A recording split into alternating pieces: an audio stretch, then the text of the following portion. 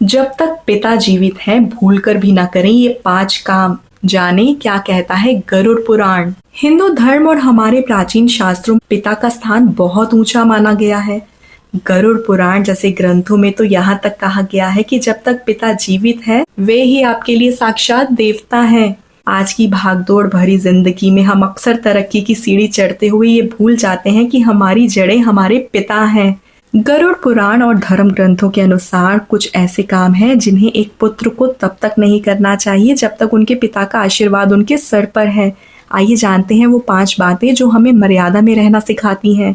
पिता के रहते न बने घर के मुखिया। अक्सर देखा जाता है कि बेटा जब कमाने लगता है तो वह घर के फैसले खुद लेने लगता है, लेकिन संस्कार ये कहते हैं कि जब तक पिता जीवित है घर के मुखिया का पद उन्हीं का रहना चाहिए। भले ही आप घर का सारा खर्च उठा रहे हों, लेकिन महत्वपूर्ण निर्णयों में उनकी राय और उनकी प्रधानता बनी रहनी चाहिए।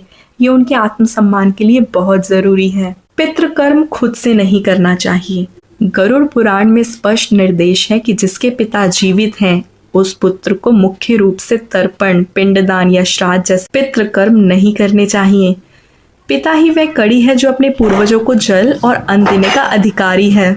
दान में पिता का नाम प्राथमिक रखना। जब भी आप किसी मंदिर में या जरूरतमंद को दान देते हैं तो संकल्प में पिता का नाम आगे रखें।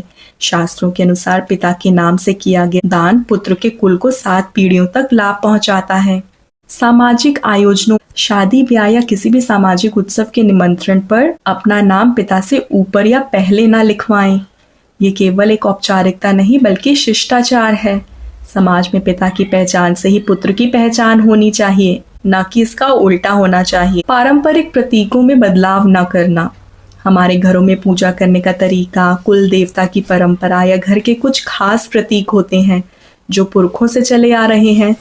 पिता के जीवित रहते पुत्र को इन पारंपरिक ढांचों या धार्मिक प्रतीकों में अपनी मर्जी से फेरबदल नहीं करना चाहिए।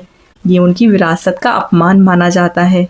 इन मर्यादाओं का आधार गरुड़ पुराण, प्रेतकल्प, मनुस्मृति और धर्म सिंधु जैसे ग्रंथ हैं, जहाँ पितृ भक्ति और परिवार के संचालन के नियमों का विस्तार से वर्णन मिलता है। अगर ऐसी पौराणिक कथाएं गाथाएं आप रोज सुनना चाहते हैं तो आप हमारी फैमिली का हिस्सा बन सकते हैं। हमारी वीडियो को ज्यादा से ज्यादा शेयर भी कीजिए और एक लाइक बटन भी दीजिएगा। मैं हर रोज एक नई वीडियो के साथ आती हूँ। अगर वीडियो अच्छी लगे तो चैनल को लाइक, सब्सक्राइब एंड शेयर भी कीजिएगा। कल मिलते हैं एक और वीडियो के साथ।